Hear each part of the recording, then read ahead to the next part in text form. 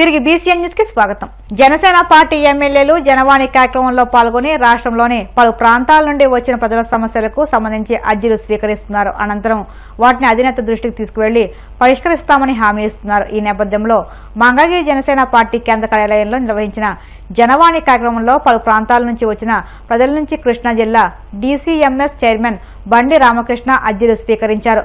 పలు సమస్యలపై తక్షణ సంబంధిత అధికారులతో మాట్లాడి పరిష్కార మార్గాలు చూపారు.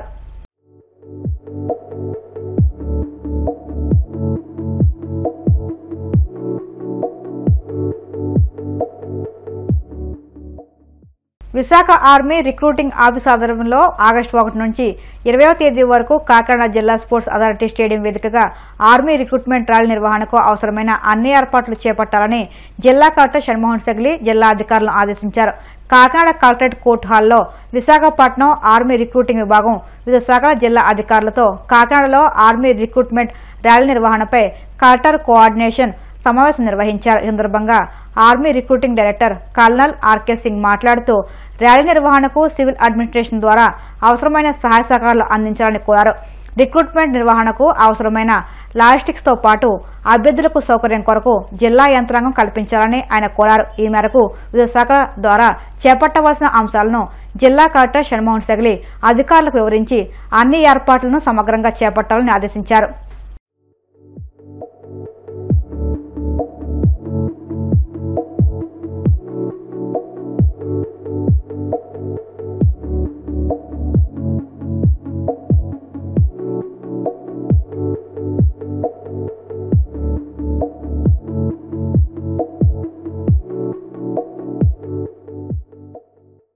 అన్నమయ్య జిల్లా రాయచోటిలో ఉగ్రవాదుల స్థావరాల ఏర్పాటు అంశం తీవ్ర కలకలం రేపుతుంది.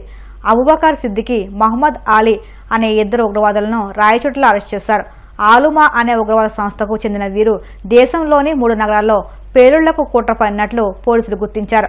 ప్రస్తుతం పోలీసులు ఈ కేసుకు సంబంధించి లోతుగా దర్యాప్తు చేస్తున్నారు. ఈ సందర్భంగా కర్నూలు రేంజ్ డీఐజీ కోయ ప్రవీణ్ మాట్లాడుతూ రాయచోటిలో నిందితులకు సహకరిస్తున్న వారిపై విచారణ చేస్తున్నామని తెలిపారు. దాదాపు 50 ఐఈడీ పేలుడు పదార్థాలు తయారు చేసేందుకు కావాల్సిన సామగ్రిని స్వాధీనం చేసుకున్నామని తెలిపారు. ఐసిస్, ఆలుమా సంస్థలు ఒకే విధమైన ఆలోచనలతో పనిచేస్తాయని ఆయన పేర్కొన్నారు. తమిళనాడు పోలీసులు ఇచ్చిన సమాచారం ఆధారంగా దర్యాప్తు కొనసాగుతుందని డీఐజీ పేర్కొన్నారు.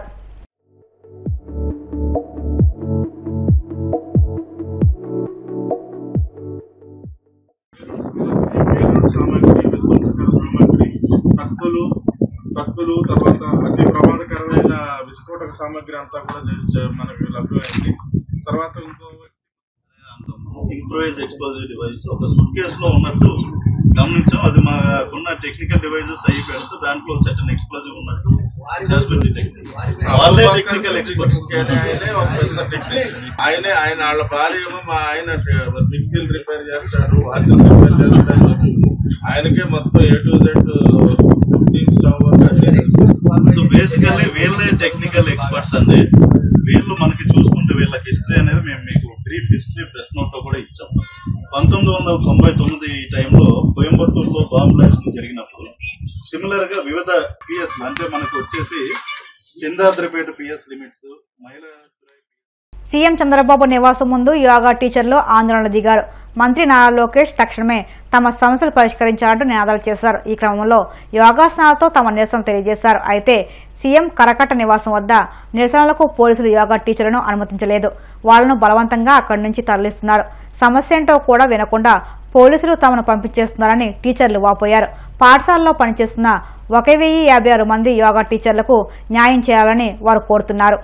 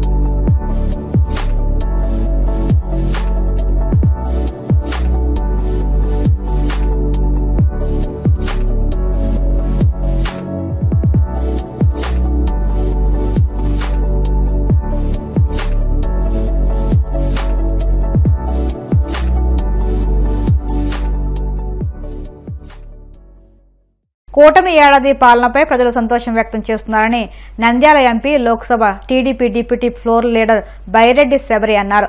నంద్యాల జిల్లా డోన్పట్నంలో ఎమ్మెల్యే కోట్ల జయసూర్యప్రకాష్ రెడ్డితో కలిసి ఆమె సుపరిపాలనలో తొలి అడుగు కార్యక్రమంలో పాల్గొన్నారు. ఈ సందర్భంగా ఇంటింటికి వెళ్లి ప్రభుత్వం పథకాలు అందుతున్న విధానాన్ని ప్రజలకు వివరించారు.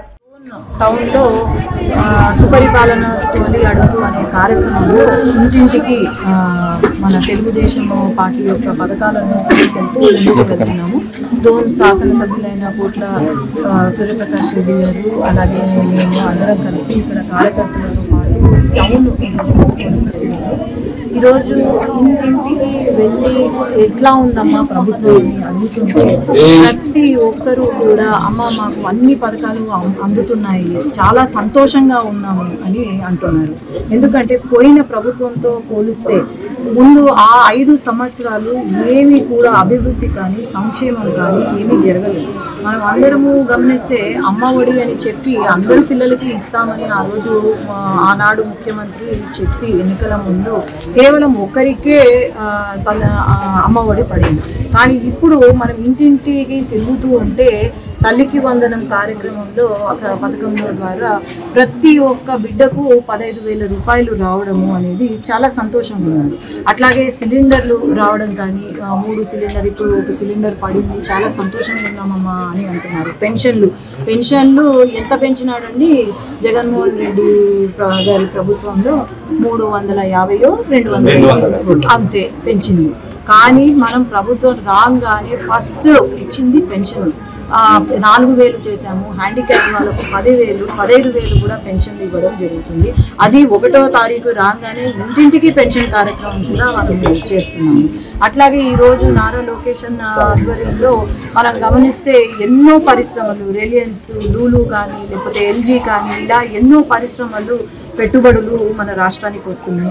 దాదాపు ఇప్పటి వరకు ఈ పరిశ్రమల ద్వారా మనకు 9 లక్షల ఉద్యోగాలు వచ్చాయి. ఈ 5 సంవత్సరాల కాలంలో 50 లక్షల ఉద్యోగాలు కల్పించే బాధ్యత లోకేష్ అన్న తీసుకున్నారు. కానీ మనం గమనిస్తే వైఎస్ఆర్సీపీ ప్రభుత్వం హయాంలో ఒక్క ఉద్యోగం పేరుతో వాలంటీర్ ఉద్యోగాలని చెప్పి అందరూ 10వ తరగతి ఇంటర్మీడియట్ చదువుకున్న వాళ్ళ బ్రతుకులు నాశనం చేసి వాళ్ళను చదువుకొని ఇవ్వకుండా ఈ వాలంటీర్ జాబులతో సెటిల్ అవుతుంది. ఇది అభివృద్ధి సంక్షేమం అంటే ఏంటో మరి మన తెలుగుదేశం పార్టీ ప్రభుత్వం నుండి నేర్చుకోవాలి. ఈరోజు వీళ్ళు మాట్లాడుతున్నారు, ధర్నాలు చేస్తున్నారు, లేదంటే ఆయన పాదయాత్ర చేస్తున్నారు. ఏ మొహం పెట్టుకొని పాదయాత్ర చేస్తారు అని నేను ప్రశ్నిస్తున్నాను. మీరు చేసిన పనులు 5 సంవత్సరాలు ఏదైతే పనులు చేశారో ఆ పనులు ఏం చేశారు, అభివృద్ధి ఏం చేశారు అని చెప్పి పాదయాత్ర చేసే అర్హత వీళ్ళకు ఉంది. కానీ ఊరికే రౌడీలను వెనకాల వేసుకొని ఏదో బెదిరిస్తూ పోతే ఎవ్వరు బెదిరిపోయే వాళ్ళు ఎవ్వరూ లేదు. తెలుగుదేశం కార్యకర్త అనేవాడు బెదిరిపోయేవాడు కాదు. సత్తా ఏంటో చూపించే కార్యకర్త తెలుగుదేశం పార్టీ కార్యకర్త. కాబట్టి ప్రతి ఒక్కరూ కూడా వైసీపీ చేసిన అరాచకాలు ఇంకా మేము మర్చిపోలేదు. ప్రతిసారి వైసీపీ జెండా చూసినా వైసీపీ నాయకుడు చూసినా మా పైన పెట్టిన అక్రమ కేసులే గుర్తుకొస్తాయి మాకు. ఖచ్చితంగా మళ్ళీ ఇంకోసారి వైసీపీ ప్రభుత్వం రానివ్వకుండా మేము కూడా ప్రతి ఒక్క కార్యకర్త కృషి చేస్తున్నాం. వార్తలు ముగించే ముందు ముఖ్యాంశాలు మరొక్కసారి.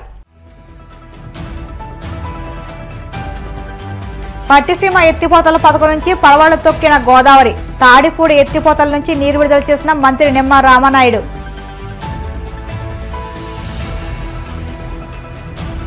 మహారాణిపేట జగన్నాథ స్వామికి పట్టు వస్త్రాలు సమర్పించిన హోంమంత్రి అనిత.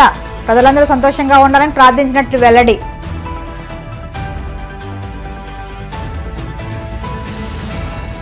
కూటమి పాలనలో వైద్య రంగాన్ని భ్రష్టు పట్టించాలన్న మాజీ మంత్రి అప్పల్ రాజు.